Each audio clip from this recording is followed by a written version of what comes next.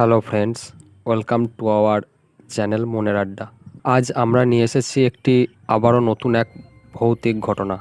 এক school teacher ভোটের duty করতে যাওয়ার সময়, যখন একটা গ্রামে ভোটের ডিউটি করতে যায়, সেখানে তার যে ভৌতিক অভিজ্ঞতা হয়, সেই অভিজ্ঞতাটাই আমরা আজকে একটা গল্পের মাধ্যমে তুলে ধরতে চেয়েছি। গল্পটি শেষ পর্যন্ত শুনুন। আশা করব গল্পটি আপনাদের সকলেরই ভালো লাগবে। গল্পটি দুটো পার্টে করা হয়েছে, তো চলুন গল্পটি স্টার্ট করা যাক। প্রায় বছর 25 আগের ঘটনা। সেবার ভোটের ডিউটি পড়েছিল পুরুলিয়ায়, জঙ্গলের ভিতর ছোট আদিবাসী গ্রাম। সব মিলিয়ে 25-30 ঘর মানুষ থাকে। বাড়ি বলতে খড়ের ছাউনি দেওয়া দরমার ঘর। গ্রামের মানুষগুলো ভীষণ গরিব। বন থেকে কাঠ, মধু, ফল পাকুড় সংগ্রহ করে দিন চলে। রোজ খাওয়াও জোটে না। ভোট নিয়ে ওদের কোনো মাথা ব্যথা নেই, কিন্তু আমরা যারা সরকারি চাকরি করি, ভোটের ডিউটি না করে উপায় তো নেই। সে বন, সাগর, মরু যেখানেই হোক, ডাক এলে যেতেই হবে। আমিও গিয়ে পড়লাম সেই জঙ্গলের মাঝে। পাথুরে মালভূমি জুড়ে সবুজ বনানী। সরকারি চিঠিতে ঠিকানা লেখা আছে। সেই মতো বাস থেকে নামলাম। আগেই জানানো হয়েছিল আমাকে বাস স্ট্যান্ড থেকে গ্রামে পৌঁছে দেওয়ার জন্য লোক থাকবে। সেই বাস স্ট্যান্ডেই প্রথম দেখেছিলাম শ্যামলকে। বয়সে আমার ছোটই হবে। সেও ভোটের ডিউটিতে এসেছে, অর্থাৎ আগামী 1.5 দিনের সঙ্গী সে। সাইকেল নিয়ে এসেছিল শ্যামল। পথে যেতে যেতে আলাপ বেশ জমে উঠল। জানতে পারলাম ও স্থানীয় ছেলে। বাড়ি এখান থেকে বাসে ঘন্টা খানেকের পথ।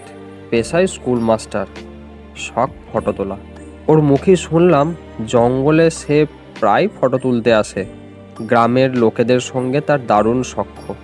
ফটো টটো তুলতে কখনো সন্ধে হয়ে গেলে আদিবাসী গ্রামেই রাত কাটায়। সকলেই তাকে বেশ ভালোবাসে। আমাদের থাকার ব্যবস্থা হয়েছে গ্রাম থেকে একটু দূরে একটা স্কুল বাড়িতে। আশেপাশের কয়েকটা গ্রাম মিলে এই একটাই স্কুল। স্কুলের নাম লেখা সাইনবোর্ড খুলে একদিকে ঝুলে আছে। টালির ছাদ একদিকে ভাঙা।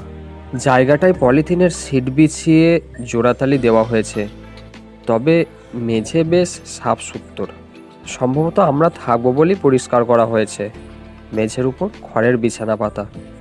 জঙ্গলের মধ্যে এই পুরো বাড়িতে রাত কাটাতে হবে ভেবেই মনটা দমে গেল। শ্যামলের অবশ্য কোনো হেলদোলি নেই। সে দিব্যি ব্যাগ থেকে ক্যামেরা বের করে ফটো তুলছে ঘুরে ঘুরে। জঙ্গলের সন্ধে মানেই রাত। গ্রামেরই একজন রাতে খাবার দিয়ে গেল। মোটা লাল চালের ভাত, একদলা ঘ্যাঁট সবজি আর টেলটেলে ডাল। খাবার দেখে ভক্তি এলো না। এরকম পরিস্থিতি তৈরি হতে পারে ভেবেই বিস্কুটের প্যাকেট সঙ্গে নিয়ে গিয়েছিলাম। সেটাই খেলাম। শ্যামলকেও সাধলাম, কিন্তু সে জানালো এসব খাওয়ার অভ্যেস তার আছে। সত্যিই দেখলাম ওই খাবার পরম তৃপ্তি ভরে খাচ্ছে ও। জঙ্গলে এভাবে রাত্রি যাপনের অভিজ্ঞতা ছিল না। শোয়ার আগে শ্যামল বলল, জঙ্গলে জন্তু জানোয়ার আছে সুজনদা, একা বাইরে যাবেন না যেন। খুব প্রয়োজন হলে আমাকে ডেকে নেবেন। হাসলাম আমি। বললাম, কেন, গ্রামবাসীদের মতো এই বনের জন্তু জানোয়ারদের সঙ্গে তোমার ভাব আছে বুঝি? শ্যামলও হাসল। বলল, একজনের জায়গায় দুজন থাকলে জোর বাড়ে না? তা বটে।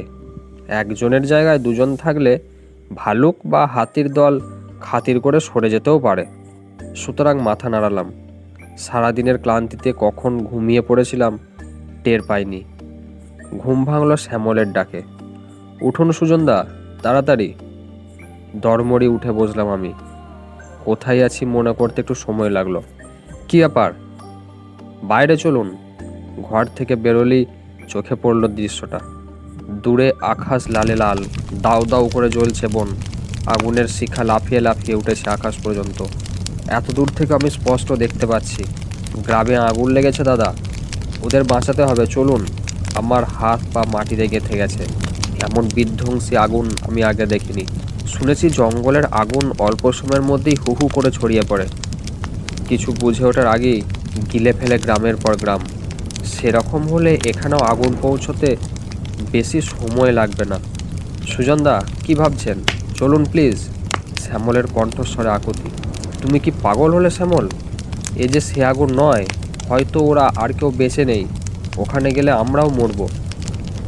লালচে আলো দপ দপ করে জ্বলছে আকাশের পটে। সেই আলোয় দেখলাম শ্যামলের চোয়াল শক্ত হলো। কঠিন গলায় বলল, আপনি না গেলে আমি একাই যাব, ওদের মরতে দেব না। আমার জবাবের অপেক্ষা না করেই জঙ্গলের ভিতর দিয়ে ছুটতে লাগলো শ্যামল। আমি দাঁড়িয়ে রইলাম কয়েক মুহূর্ত। একটা দীর্ঘশ্বাস ফেললাম। ছেলেটাকে এই বিপদের মধ্যে একা ছেড়ে দিই কি করে? ওর পিছনে পিছনে ছুটলাম আমি। বনের ভিতর নির্দিষ্ট কোনো পথের রেখা নেই, থাকলেও এই অন্ধকার রাতে তা খুঁজে পাওয়া অসম্ভব। তার উপর শ্যামল এখানকার স্থানীয় ছেলে, ও রাস্তা চেনে। ওকে অনুসরণ করা আমার পক্ষে সত্যিই কঠিন। দূরে ওর ছুটন্ত দেহটাকে দেখতে পাচ্ছিলাম একটা সময় পর্যন্ত। শহুরে মানুষ আমি, আরামে অভ্যস্ত। শরীর ক্লান্তিতে ভেঙে পড়তে চাইছে, পা দুটো যেন আর চলছে না, দম বন্ধ হয়ে আসছে। এক সময় আর শ্যামলকে দেখতে পেলাম না। অন্ধকার অরণ্যের ভিতর মধ্যরাতে আমি নিজেকে সম্পূর্ণ একাকী আবিষ্কার করলাম। এতক্ষণ যা ছিল শুধুই শরীর ভাঙা ক্লান্তি, এখন সেখানে জায়গা করে নিল আদি ও অকৃত্রিম আতঙ্ক। শ্যামল, শ্যামল চিৎকার করে ডাকলাম।